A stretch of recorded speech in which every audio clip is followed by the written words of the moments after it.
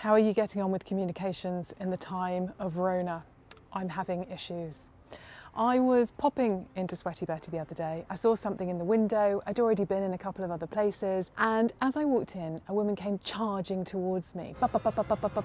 Something from behind her mask. I couldn't make head or tail of what she said. Honestly, I was daydreaming. And it transpired that I hadn't sanitised my hands in a hand sanitizer machine that was concealed like this in a plastic bush right as you walked into the shop. And between that and all of the bullying signs in capitals telling me about one-way systems that don't take me past the product I need, or not to touch things, or not to try things on, or to stand on this blue dot or that blue dot, I'm finding some of the communications really quite stressful. So it seemed like a good time to talk to Catherine Wildman. Catherine is a copywriter. She's based in Newcastle. She's freelance, and she's been out on safari looking at communications that do and don't work. Let's hear what she's got to say.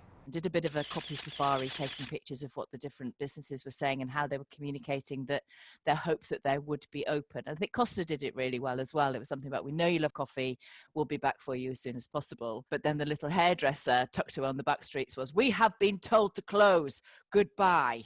So there's a fine balance, isn't there? And I think as we come out of lockdown, or through lockdown, however we're going to call it, the backlash to the Dettol adverts couple of weeks ago, you know, office bants and wearing a tie and carrying a handbag. And interesting that the Green Party came back with something which was really a little bit warmer, a little bit more understanding. And I think the key to it all, the people that have got it right have had empathy, and the people that haven't have just had that business bottom line focus and just missed the mark, which can be quite dangerous because people will remember it. There was that real fine balance between businesses having to instill confidence that they would be back, but then that lovely, remember when all the rainbows came out on people's windows, and there was one sign that I walked past and it was in a little boy's writing and it said, "Stay at home. If you don't, you are a moron. Yours sincerely, Alfie."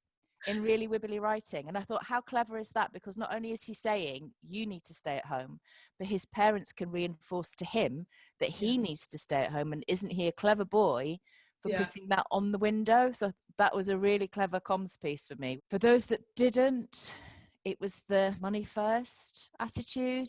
It was the we're being told attitude. It was the just a little bit cross about it all, and not understanding that the world had changed, the landscape had changed, and missing the mark without understanding what their audience was going through. I had lunch last week in one of the cafes in Newcastle. The friend that I was with is a marketing whiz, and she asked the woman who was serving us, how does she feel being back? And what was interesting there was, she said that to do their comms around the reopening of the restaurant, they talked to their most nervous members of staff and used their fears and their concerns and highlighted them, brought them to the front. So it wasn't shying away from any of it. It was, we understand that you might feel a little bit edgy. What we're going to do is one person on the stairway, two people in the toilet, you wait, and then you can come through.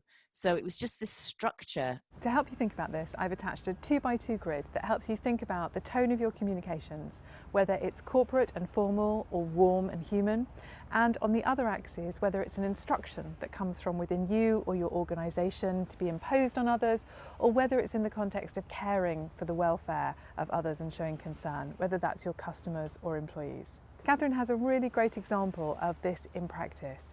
She talks about how John Lewis and Fenwick, all right, they're big stores, they've got lots of staff, they can do it. Instead of telling people to use hand sanitizer as they come through the door, simply have somebody welcoming you into the shop and offering it to you. Of course, not everyone can do that, and smaller and different kinds of businesses have to think more deeply about this, which is why processing the tone of your communication, checking it with others, sounding it out is really important. Please send me your best and worst examples of Corona communications, and otherwise I look forward to seeing you next week.